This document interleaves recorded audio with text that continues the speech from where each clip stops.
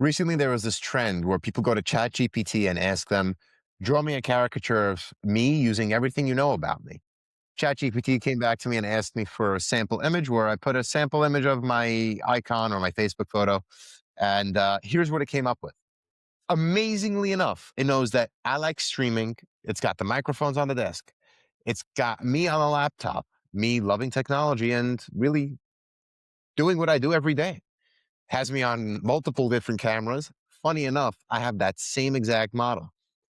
And with featuring of my newsletter, featuring of, I guess, my Amazon experience, and the fact that I'm in New York City, featuring the Brooklyn Bridge, Freedom Tower, I cannot overlook the simple fact of a gavel, having maybe my legislative and legal interests in heart, and my and some weights on the table, showing that, which I'm pretty proud of, my workout routine, which I consult with it on. I mean, I do wonder what the dollars are doing in the background, but guys, that's a lot of data. Let me get into the content for this week. Privacy is not a setting, it's a negotiation. The modern internet is the way of the free sample. You think it's free until you realize that you are the product. And I'm not saying that this is as some kind of anti-tech guy or some Luddite. I'm saying this as the guy my family calls when their Wi-Fi goes out. From the age of before I was even able to drive. If you're into this kind of analysis, take a second, subscribe to my newsletter where I get direct contact with you. Platforms change, email doesn't. As a cusp, Gen Z, millennial, I remember the Snowden era when I was in high school, I think. And then I remember the subsequent scandals that came out when somebody mapped iPhones or Apple's core files and they were geotagging you by location, potentially selling it to advertisers. And there was a whole upcry and there was a whole PR sort of crisis that happened. And I remember this unfolding where Apple released a letter to their audience and it was some word salad of we respect your privacy and you agreed to it in terms of service and we have to make money somehow. They're right in this capitalist society. I mean, that's just the way it works. And later on, when Facebook had mass campaigns to Cambridge Analytica and really everything there, I mean, it shouldn't have surprised anybody. No intelligent person thinks they're fully private online. The best you can do is make tracking expensive, obstructive, a little difficult. But I don't think anyone thinks they actually have it, especially with their digital footprint.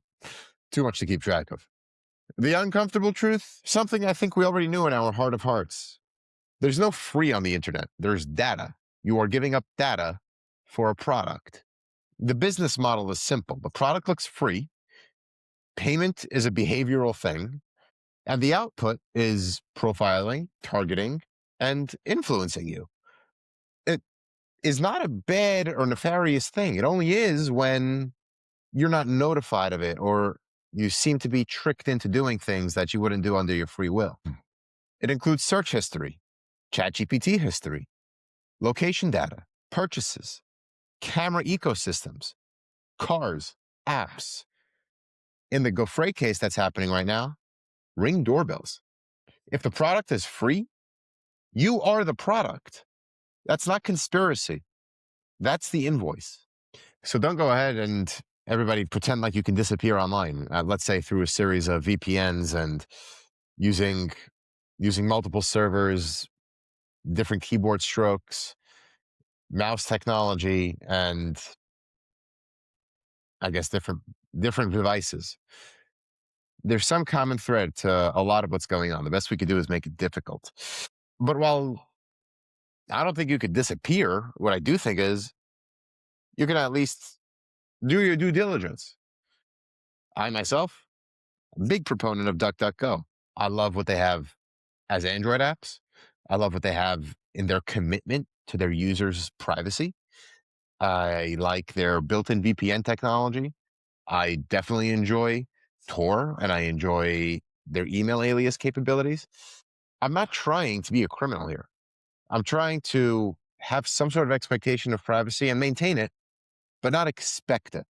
Think of this clip from Smerconish, where over this week, I'll link to it below, he had a bunch of law enforcement experts who are aware criminals are using this for bad reasons. But that doesn't mean that we can't use it to protect ourselves. Like I said, I'm not anti-tech. I love technology. I truly do. Anyone who knows me in my personal life can attest to that. It makes life easier for me, frankly, a living, and it allows me to be right in front of you right now. It thankfully exposes you to these ideas. But the trade is not that evenly explained.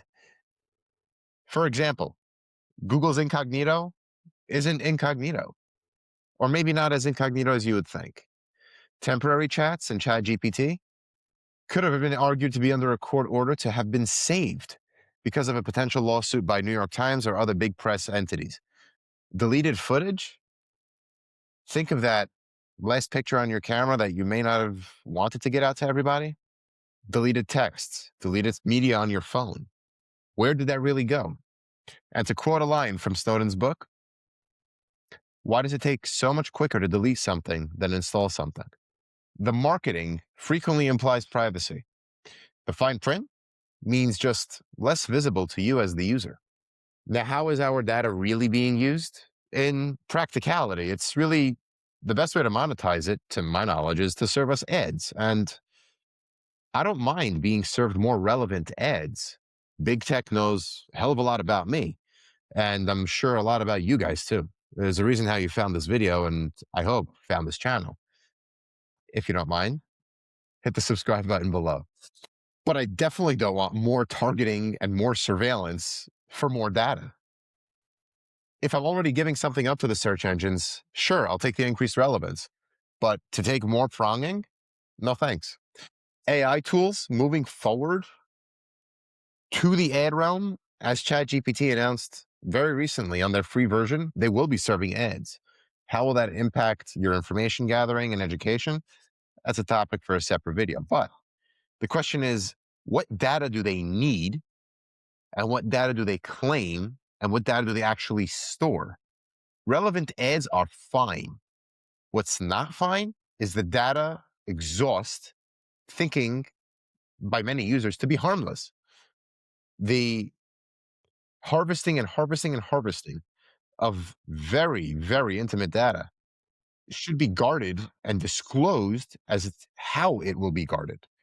How many of us have shared intimate information? And I'm not talking just about hoochie coochie. I'm talking about health data, blood data, medical tests with ChatGPT, maybe to get a better understanding of things. That's a very empowering move.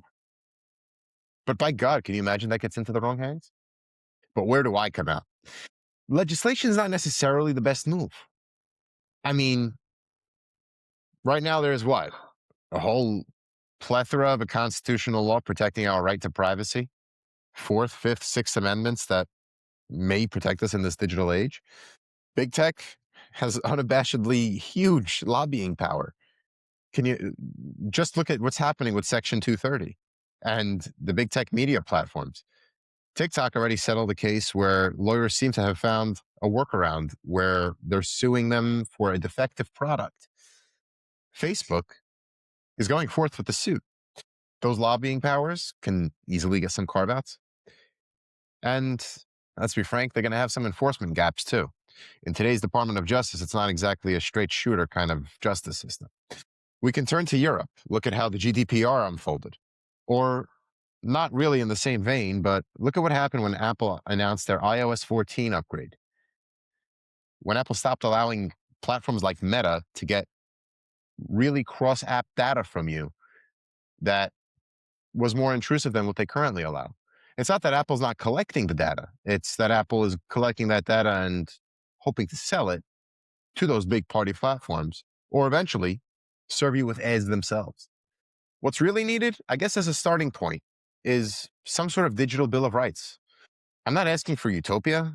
I'm asking for a truth in advertising for privacy. If a company says temporary, what is temporary? Explain it to me in plain English. If a company says deleted, what is deleted? Deleted from device, deleted from servers, deleted from backups, deleted from residual systems. Quote unquote residual systems is what happened when The FBI recovered the Guthrie Ring video camera. What does that mean? If a company says not listening, it needs to mean something enforceable. I'm not demanding perfection. I'm just simply demanding honesty. We all have that moment where we talked about something in person and are served ads for it soon thereafter. It's an experience and a suspicion, but I'll leave it to your own devices on what you believe.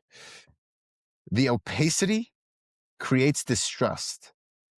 The incentives point in one direction, and consumers deserve clarity. When the system is opaque, people fill the gaps with paranoia. And frankly, the industry earned that. You're not going to outrun the digital world, but you can limit your exposure. Be informed on the privacy steps that are out there.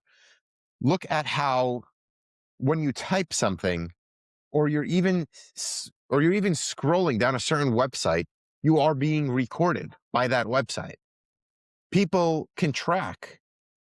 People, AI bots, machinery of any sort track the thumb motions on your phone to see where to place ads so that you can click on it sooner. Before disclosing any of that data, think about the implications of that data being subject to big tech platforms, disseminating it in any which way they desire. I'm not here to scare you. I'm here to simply inform you that if you ever believed we were truly in a privacy-driven world where individual judgments and conclusions are being respected, we're not in that world. The best we can do right now is stay informed as to the world we live in and adapt to what's enabling our times to be the most technologically able society we can be.